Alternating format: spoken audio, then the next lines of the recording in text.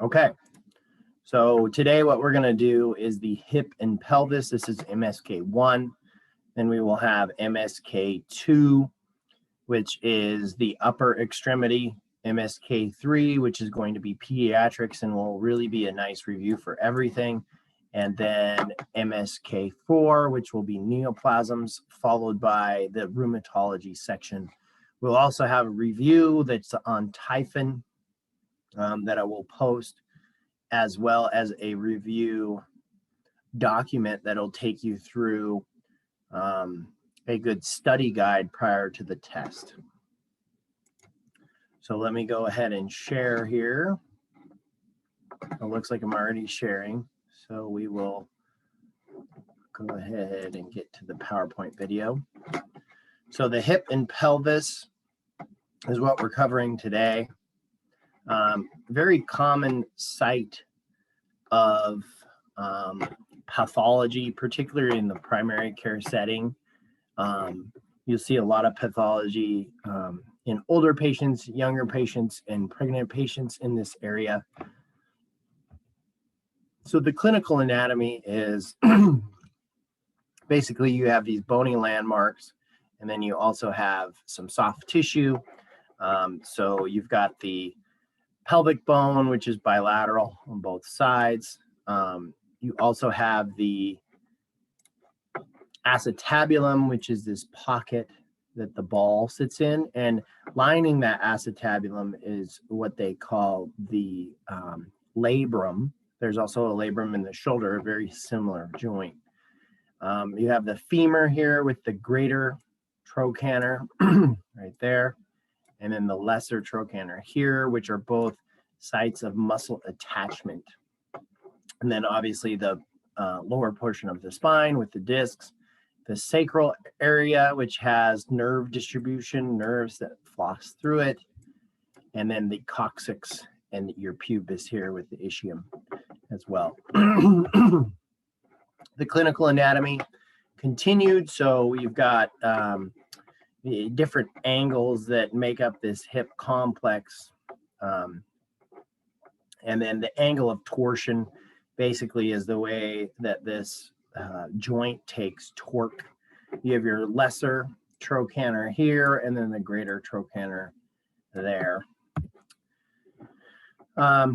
So, you know, clinically and realistically, this all these supports and litigious structures provide support and movement. Basically, this joint is a sturdy joint. It allows a lot of range of motion, but can also, if it does come out, it can be difficult to get back as there's a lot of ligaments and structures that pull that joint into place. It allows for great mobility, but also can cause a dislocation. So here's a little bit more of these litigious structures. So all the ligaments that hold together the pelvis. This is really important, particularly around this hip region, because without all these ligaments, that hip really doesn't stay in there. This can also be regions where people are having pain. So it's good to know kind of the general anatomy of the ligament structure. Here you have the suprapubic ligament, which runs right through here. And then you have the pubic symphysis, which is this region here, and a lot of location for discomfort, particularly if anything is out of alignment in the hip region there. So the Coxo femoral joint, which is just a fancy name for the hip joint, it's a ball and socket joint. All right, so you've got this ball and then the socket that it sits around. This would be the femoral neck, okay?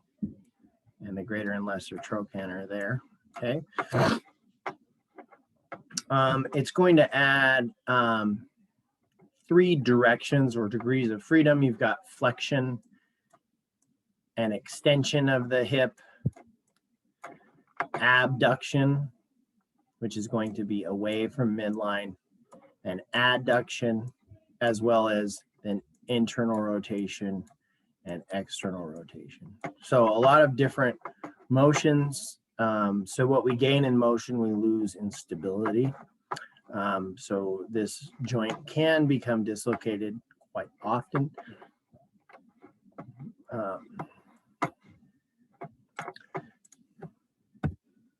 So let's take a closer look here. So obviously there's some overlying musculature, but then we have this iliofemoral ligament, which is this really dense ligamentous structure that holds this femoral head in place. Okay. Moving on from the hip joint to the posterior musculature, gluteus maximus and hamstrings. So it's interesting too that these locations kind of sit under that musculature, but there's going to be these bursa that live there. And this is the reason why it's important is a lot of bursitis will come from these areas. The bursa sacs are these synovial fluid sacs that basically kind of protect the underlying structures and decrease friction. And those can be irritated and get inflamed and oftentimes do, and that would be considered a bursitis. So you have the trochanteric bursa, you have the glutofemoral bursa, you have the ischio-gluteal bursa, just some different bursa sacs that can become inflamed and are good to know where they're at.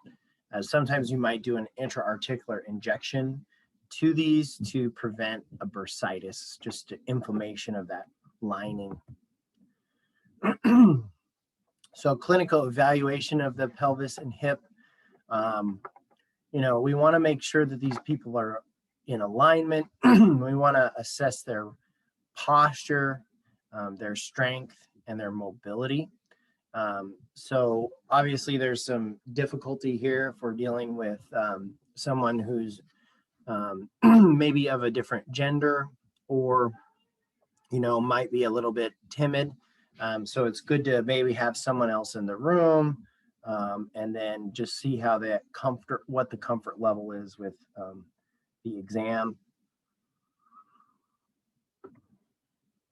And just talk them through each exam and exactly what you're doing as, this is a kind of a sensitive region. We want to get the history. So, with any injury, we got to go through our old carts. So, when did it start? Where is the discomfort? What kind of training or activities have you been doing? Are you sedentary? Are you working at a desk? Are you sitting? Have you been doing exercises? Any history of these conditions like leg calf perthes or skiffy, which we'll really go into those mostly in peds, but I think we touch on them a little bit in this one. So as you're doing your inspection here, you're going to look for any areas of trauma. Oftentimes in the hip region, you may not see anything, as a lot of those, when we looked at that anatomy, a lot of those structures are underlying. But you can assess, the relationship to the femoral head, particularly bilaterally. So, if one's like this and one's like this, it's good to know that they're, symmetrical. You may look at the angle, this coxa valga, coxa vera, which we'll go over a little bit, but it's basically just the angle of the knees, I think, is the easiest place to see it. And that can cause either this deviation in or deviation out of the knee joint, and then again at the hip. So what happens is if they're a valgus, increase in the angle may lead to genia, verum, or lateral patella, right? So what they're saying is that the patella deviates out in this form. This is kind of like a bow-legged stance. So here's the hips and pelvis, and then you've got the knee joint. And then the other type of posturing is going to be this kind of inward, backwards, inward posturing, and then it goes out like that. So just two different normal abnormalities, kind of normal things that you'll see, although they are abnormal. That makes no sense at all. All right. So angle of torsion, basically we want to look at these radiographs. The best way to assess for any of these postures at the hip and knee would be to have a standing x-ray performed. So here's a little bit more of this posture. So this is a Varus posture, and you could see how there's going to be some stress here on the hip musculature, basically in this lesser trochanter with this posture. And then we're also going to get a lot of pressure on the medial knee here with this. And then if you took it to valgus, they're going to have loss of joint space laterally, and they're going to have more stress probably up here in the greater trochanter. So just these different postures of the hip, knee, and ankle we need to be aware of that they exist. So, you know, you want to inspect the muscles, maybe range of motion, see how they move, where they're tight. A lot of these, so even though we're dealing with hip pain, it could be from this musculature here that's attaching this adductor region. So we could check for mobility here. We can check this IT band is another source of discomfort. You can see where it goes right over this greater trochanter. So we really need to assess their function, discomfort, and flexibility in these joints as well. We'll also check the iliac crest. So the iliac crest is right here. You can feel it anteriorly on the pelvis, and you want to make sure that that's symmetrical and they're not off, okay? That could obviously lead to some discomfort if the pelvis is off some. So when we look posteriorly, there's some posterior structures. So the PSIS, which we'll talk about, it's called the posterior superior iliac spine. And that's really the spine here of the sacral region and where the hip comes out. And you can palpate that to make sure that things are lined up so that there's not a deviation there that may be causing pain going down the back of the leg. So those are some things we can look at. We can also have the patient lay down. What you do to check leg length discrepancy is you have the patient lay down on their back with their knees bent. There's the buttocks.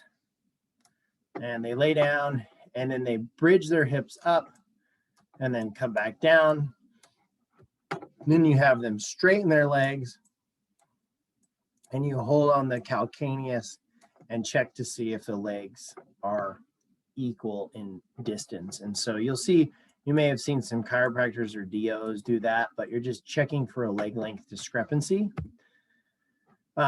So this is the posterior iliac spine, posterior superior iliac spine. So these are palpable. You may try this on like another student that's comfortable with that, or a family member, but you can palpate those. You can also have them lift one leg and make sure that there's some mobility going each way. But that just tells you that there can be some problems here. This joint can be out of alignment and can cause deviation. This is just a physical therapist doing some what they call, you know, mobility exercises and or a manipulation, or usually chiropractors do manipulation, and physical therapists do mobilization. So they may be mobilizing, which means, so the difference is a mobilization takes the joint to its full motion and tries to increase that a little bit, where a manipulation goes past, forcefully past, and then that causes the ligament to activate the Golgi tendon, which then brings it back into place. So just two different mechanisms on how to right those joints. And sometimes with repeated manipulation, you can come up with some hyperelasticity of the ligaments. So something to be cautious of. So this is someone checking the PSIS, posterior superior iliac spine. It's just good that you know that this exists as if you work with a DO or something, you may be trained further on how to assess this and correct it. But this is just how you would do some range of motion for the lower back and sacral region if you're really thinking that this may be a sacral origin. So active range of motion, right? We'll check the joint above and below where the discomfort is. So you want to check their lumbar movement. You want to check their knee motion, and then you're going to also check the hip motion as well. Here's the possible movements at the hip. So this is hip flexion, hip extension, abduction, which is this guy here going out, adduction going in, and then internal and external rotation. So what we always need to remember is that we're always going for the anatomical position. So it's everything moving from the midline. So if I'm confused about a motion, I need to assume that, anatomical position and then go from there. Active range of motion. So we want to see how they're moving actively, internal, external rotation. So about 45 to 50 degrees. At any rate, it's going to be either lack of mobility or that the mobility causes discomfort. Passive range of motion. Passive range of motion is going to tell us if there's discomfort with passive, we're probably concerned about something in the joint itself. If they're more painful with active range of motion, then it's probably one of the supporting structures that are pulling on the hip joint itself, like the muscles or the ligaments, as if we've got passive range of motion discomfort. So they're not activating the musculature and there's still pain. It's a little bit more concerning for intra-articular pathology. Now that could still be a bursitis. It could be a problem with the labrum. It could be a ligamentous structure, and it could be the joint itself, but it just gives us an idea of that. There's this Thomas test that they do to assess basically for hip flexor strength and then also hip flexor mobility as well as mobility of the hip joint itself. So let's take a look at that. So this is the Thomas test. So what they do is basically lay on their back and they take their knee. You'll do this on both sides. So they'll flex the opposite knee up and try to pull it to their chest. Now, if they can pull it to about this degree here, so if this is 90, this is like 120-ish degrees, or 45 degrees of flexion if we're going from midline. So if they can get there and their contralateral leg doesn't come off the table, or either or, they can't get there. So that's a passive test. So you're just testing the rectus femoris muscle, and that could be restricted, right? That could be causing discomfort. So if they're really tight on this side, right, they go to lift this side and they may lift this leg as well, or they won't have mobility here. So it's just one of those tests that basically looks for immobility in the hip joint. So passive range of motion, right? Abduction, adduction, internal, external rotation. And then we want to find out where that range of motion goes and if there's any restriction there. So there's another test that we can do. It's called the Trendelenburg test. It's for weakness in the gluteus medius. And so what they do is they basically stand on one side, one leg. So this patient's standing on the right leg. And if the left leg deviates as they stand, then there's weakness in the gluteus medius. So just a good test. You test it bilaterally and just see if there's some utility to performing some gluteus medius exercises and strengthening to help with that stability. So testing of the ligaments. There's no specific tests, but you can determine through your passive range of motion testing if there may be some problem in the ligament. There also may be, you know, hypermobile joints.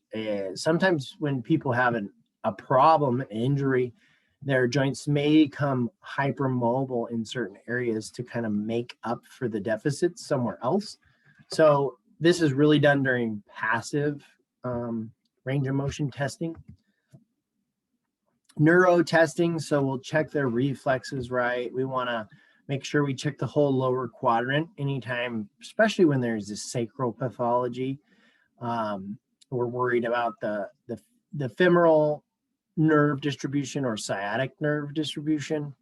Piriformis syndrome is a syndrome where the musculature of the buttock, being the piriformis, is impinging on the sciatic nerve. So if we look at this sciatic, well, that's a really thin sciatic. Anyway, so it's got these foramen, right? And then the nerves come out into the buttocks. And what comes over the top of those then is this piriformis. So the piriformis musculature sits on top of these nerves and can actually get really tight and press on the sciatic nerve that then goes down the leg, and it can trigger a sciatica. So a lot of times it's good to check their mobility in the piriformis, also palpate down this buttock over the piriformis. And if that's reproducing pain, then it could be piriformis syndrome, which is causing a sciatica just because that muscle's tight. So yeah, the sciatic nerve goes like this, and then the piriformis loops over the top of it and can press on that sciatic nerve. So here's your SI joint. The nerves come out down the buttock, and that piriformis is this kind of transverse muscle that can press on that nerve distribution and can cause a sciatica. So there's some special tests here, but basically we're trying to figure out, you know, is this acute, like a contusion or a strain, or is it chronic, like a length discrepancy, poor posture, overuse, repetitive use, or was there an actual injury? And so, you know, obviously we're going to gather that mostly on our history, and we can use some of those special tests to elicit more of that. Muscle strains. So we've all had a muscle strain. We kind of know what this feels like. The key as the clinician is to assess if we think it's a muscle strain or if they actually maybe completely tore a muscle. And so that's where we do this nice observation and look and make sure that there's no bad bruising or anything like that. No signs and symptoms associated with a muscle detachment.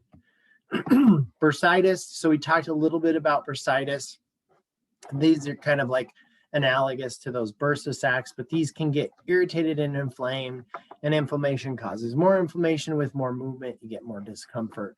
So basically these sites can get irritated. We want to press on those bursa sites, and if we can reproduce their pain, then there's a good indicator that that's probably the source.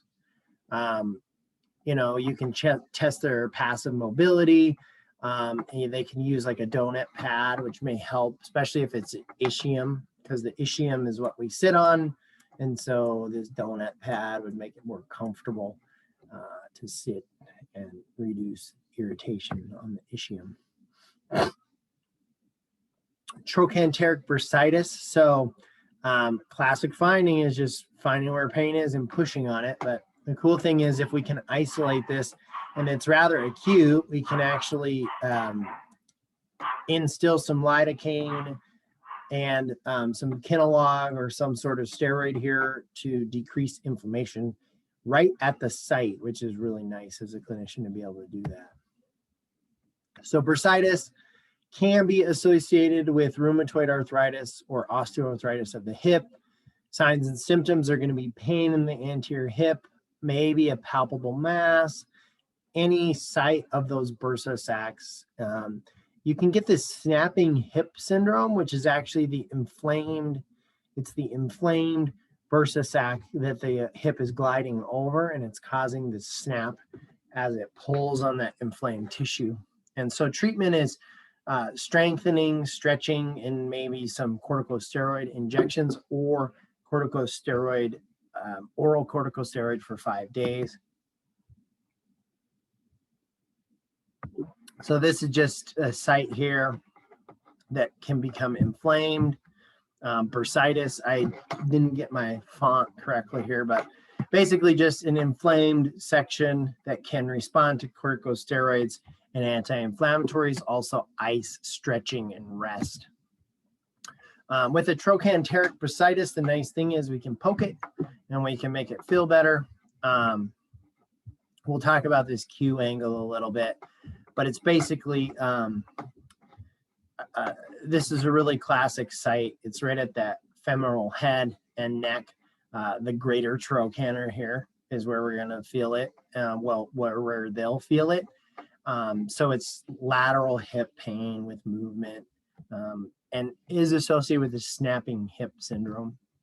So this Q angle is just kind of this varus valgus angle that we talked about, but it's, if we take an angle of the femur and we go straight down through the knee at the angle that that makes, then we can go down through the tibia, and then it's this angle here is the Q angle. So this patient here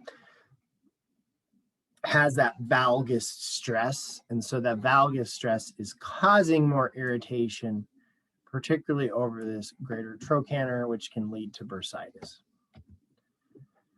Degenerative hip changes, all right? So this is just degeneration over time. It can be from repetitive trauma, it can be acute, and it can be just from old age and degeneration. So bottom line is degeneration of articular surfaces of the femur and the acetabulum can be caused by osteoarthritis, arthritis, labrum tears, or avascular necrosis.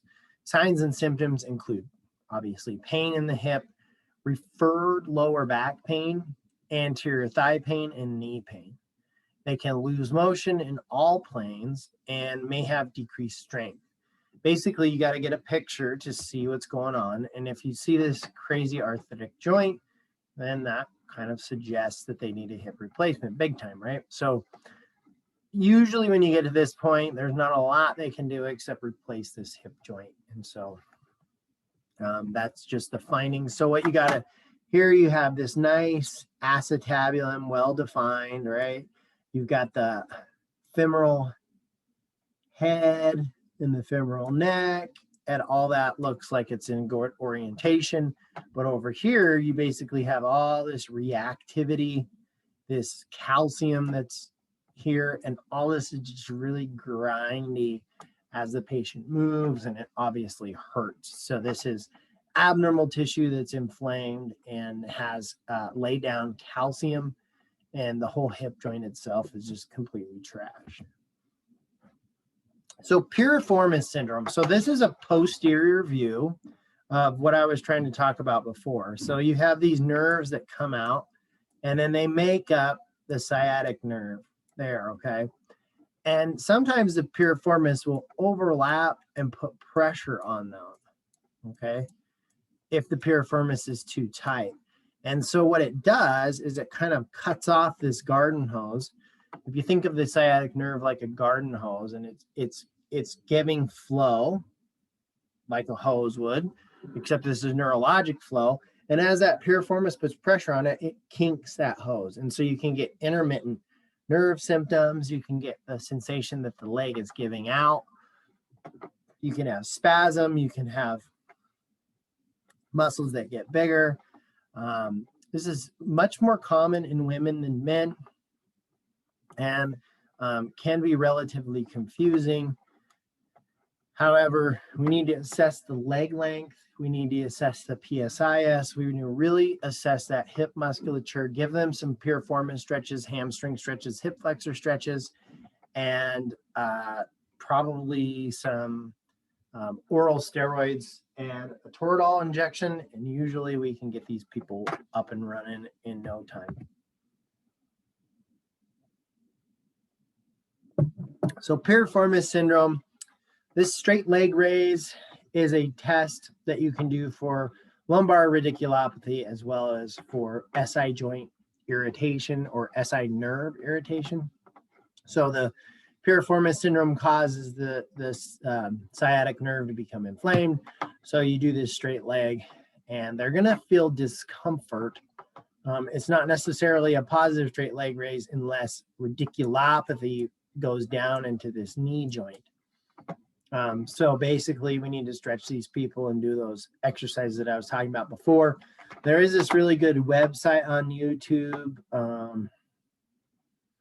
which you should write this down. But if you have your patients do these, it's from a physical therapist who came up with these. It's the Coxo method, and it would be for lower back pain or sciatica. And basically, they're just stretches and exercises to get. You can look up Piriformis Syndrome, but anyway, this guy made this method, and it's really kind of simple. They take you through stuff, and it's just really a nice resource for patients, because we don't always have enough time or the knowledge to fix these people right away. So this is a physical therapist that put these things online. Hip dislocation. So I haven't seen a lot of these in the emergency department. However, you will see them, particularly with people who have artificial hips tend to go out for whatever reason. So it's definitely a medical emergency, because you can have lack of blood flow to the hip, which could cause avascular necrosis. You could also end up with a fracture, because this is such a tight musculature that as this comes out, you're going to bang, hit that femoral head and probably cause a small fracture there. But it can happen at any rate.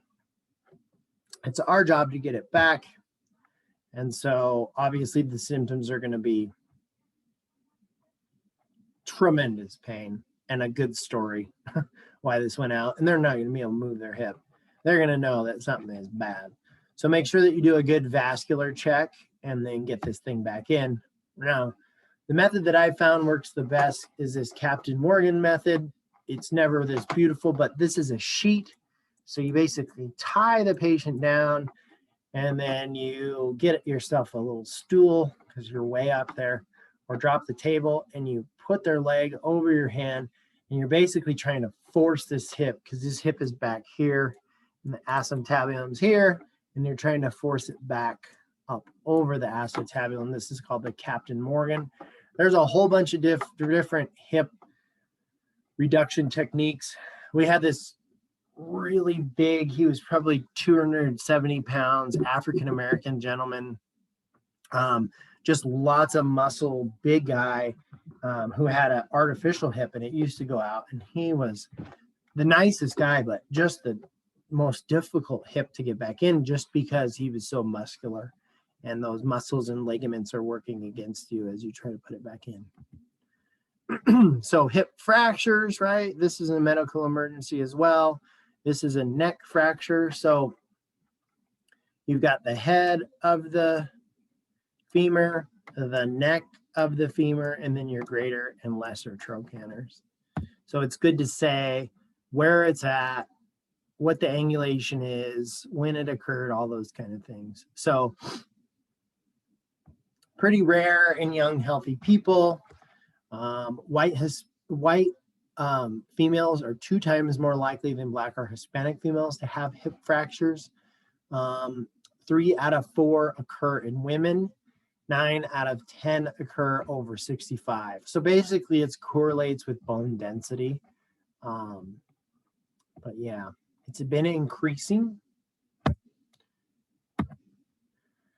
So usually the cause is a fall, and you're more likely to have a fracture if you're osteoporotic. So go figure.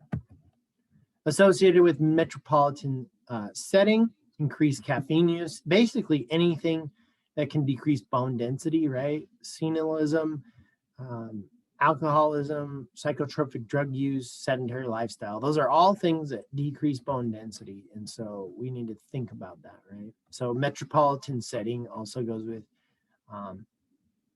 sedentary lifestyle and coffee.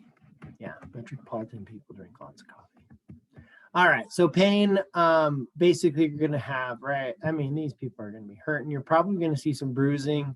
There's going to be pain, maybe out of proportion with exam, discomfort with all ranges of motion. There may be leg shortening. They may be rotated weird. So a lot of these you'll see, they come in, it's like, that foot don't look right, right? That's a good indicator that they broke something, right? So anyway, when in doubt, take a picture. We want to classify these by the location and the type. So two general categories of fracture in the hip are going to be intracapsular, which is the femoral head and neck. These ones we really got to jump on because they have higher rates of non-union and malunion, or an extracapsular, which is introtrochanteric or a subtrochanteric. So let's take a look. So here is a neck fracture, right? So that fits in the capsule. Oops. So a neck fracture is considered intracapsular. So remember that hip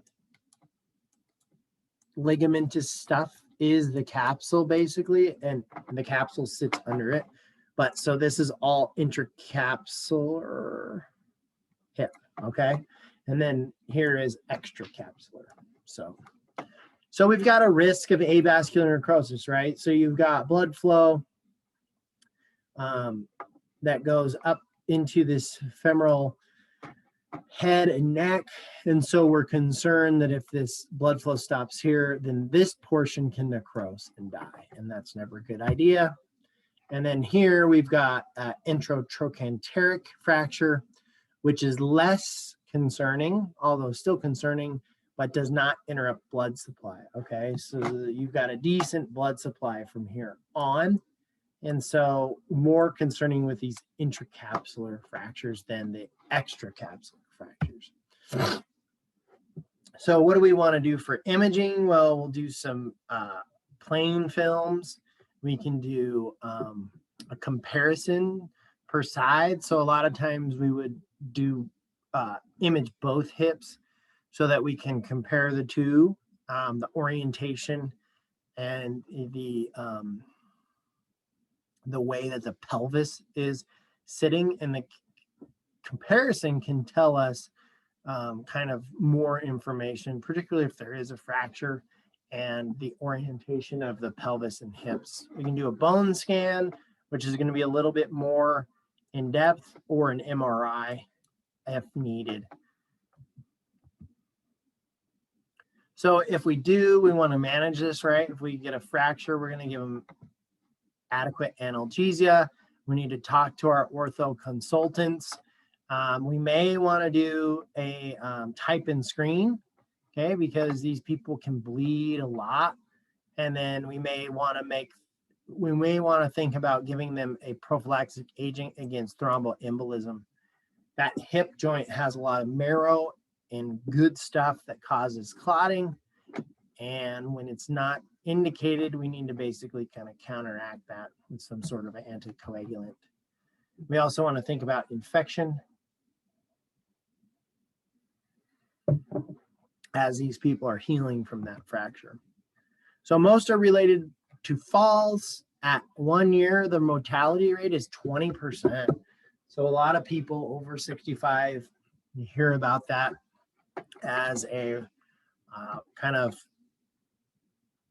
unfortunate thing when they break a hip, because you get worried about mortality later. You know, they decrease their mobility, they may fall again, they can get an infection, they can have a pulmonary embolus, they may end up with pneumonia. I mean, there's just, if you get these people really sedentary or bedridden, it can really affect their mortality.